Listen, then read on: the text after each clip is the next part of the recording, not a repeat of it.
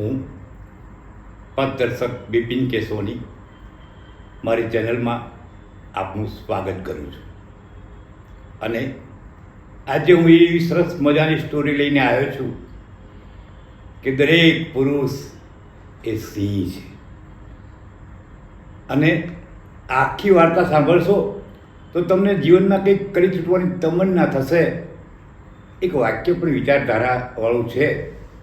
ઘટમાં ઘોડો થનગને યૌવન વીંટે પાંખ, વણતી ઠેલી ભોમ પર યૌવન માંડે આંખ. તમારામાં પણ આવી જાગૃતિ આવશે, જોમ આવશે. તો વાર્તા શરૂ કરું છું. એક જંગલ હતું. જંગલની અંદર એક શિયાળ વૃદ્ધ થયેલું હતું. માંડ માંડ ચાલી શકતું હતું. પરિણામ એવું આવ્યું કે એ શિકાર કરીને ખોરાક મેળવી શકે નહીં. 2-3 દિવસથી ભૂખ્યું હતું, દુઃખી હતું. ભગવાનનો સહારો લીધો. એને ભગવાનને પ્રાર્થના કરી કે પ્રભુ, તે મને જીવન આપ્યું છે તો મને ખાવાનું તું આપ. હવે હું વૃદ્ધ છું, અશક્ત છું. સાચા દિલથી શિયાળે કરેલી પ્રાર્થના ભગવાને સાંભળી. થોડી વાર થાય છે ત્યાં એક હૃષ્ટપુષ્ટ શિકાર કરીને ધરાયેલો, લોહીથી ખરડાયેલા મોઢાવાળો સિંહ આવે છે. એના મોઢામાં શિકાર હોય છે, પણ સિંહ એટલો બધો ધરાઈ ગયેલો હોય છે કે શિકારને ત્યાં મૂકીને જતો રહે છે. શિયાળ મનોમન ભગવાનનો આભાર માને છે. ટસરાતા પગે જાય છે, ભોજન કરે છે, ઉદર તૃપ્તિ થાય છે અને ભગવાનનો આભાર માને છે. મિત્રો, એવામાં એક બીજો માણસ હોય છે. એ આખી ઘટના જોતો હોય છે. એને એમ થયું કે જો ભગવાન શિયાળને બેઠા બેઠા ભોજન આપતો હોય તો મને કેમ ના આપે?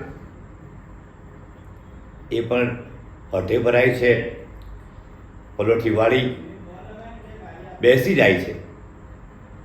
2 દિવસ, 3 દિવસ, 4 દિવસ થાય છે, ભગવાન આવતું નથી. એ ભગવાનને દોષ આપે છે કે ભગવાન તું કેવો છે? પેલા શિયાળને તે ભોજન આપ્યું, એની માગણી સ્વીકારી, અને હું 3 દિવસથી તારી ભક્તિ કરું છું, ભક્તિમાં લીન થયો છું, તું મારું કેમ સાંભળતો નથી? હવે આવી દર્દભરી વાત સાંભળી ભગવાન હાજર થાય છે. ભગવાન કહે છે, બોલ બેટા, શું હતું? તમે ન્યાય કરો છો. આ શિયાળને ભોજન આપો છો ને મને કેમ નથી આપતા? દીકરા, એ શિયાળ છે અને તું સિંહ છે. સિંહે શિકાર જાતે કરવાનો હોય. સિંહ કોઈનો કરેલો શિકાર ખાય નહીં. તું વિચાર કે તારે પરિશ્રમ કરવાની જરૂર છે. જો સિંહ જંગલનો રાજા છે ને, તો પણ સુપ્તસ્ય સિંહે ન પ્રવેશતી મૃગા. સિંહ સૂતો રહે તો હરણા એની પાસે સામે ચાલીને આવતા નથી. તું સિંહ છું તો તારે પ્રયત્ન કરવો પડે, મહેનત કરવી પડે. મિત્રો, આ વાર્તા આપણને એટલું બધું સરસ શીખવે છે કે દરેક પુરુષ સિંહ જેવો શક્તિશાળી છે. એણે કોઈ પાસે અપેક્ષા રાખવાની ના હોય. Main is his own architect. માણસ એ પોતાની જાતનો ઘડવૈયો છે. આજકાલ શું થાય છે કે લોકો બીજા પાસે અપેક્ષા રાખે છે. ભાઈ, ભગવાને તમને બધું જ આપ્યું છે, તો તમે બીજા પાસે અપેક્ષા કેમ રાખો છો? બીજા પાસે અપેક્ષા રાખવા માટે જેટલો સમય બરબાદ કરો છો એટલો તમારા ધંધામાં, તમારા વ્યવસાયમાં જો મહેનત કરશો ને તો એથી વધારે તમે પ્રાપ્ત કરી શકશો. દરેક પુરુષને વિનંતી કરું છું કે કદાપી હતાશ નિરાશ થશો નહીં. તમે શક્તિ છો, શક્તિનો પુંજ છો, મહાન છો, અને શક્તિશાળી માણસ બીજાના ઉપર, બીજાના ભરોસે જીવે નહીં. તમે તમારી રીતે આગળ વધતા રહો તો તમને બધું જ મળશે.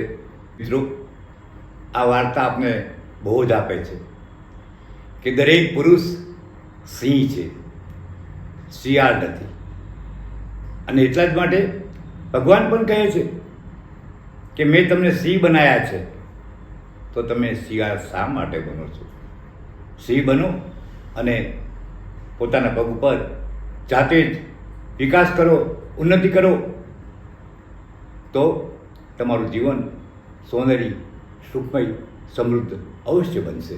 આ વાર્તા આપને ગમી જશે તો એને લાઈક કરજો, શેર કરજો, સબસ્ક્રાઈબ કરજો, અને આવા નવા મોટિવેશનવાળી સ્ટોરી સાથે હું અવારનવાર આવતો રહીશ, તો એને જોવાનું ભૂલશો નહીં.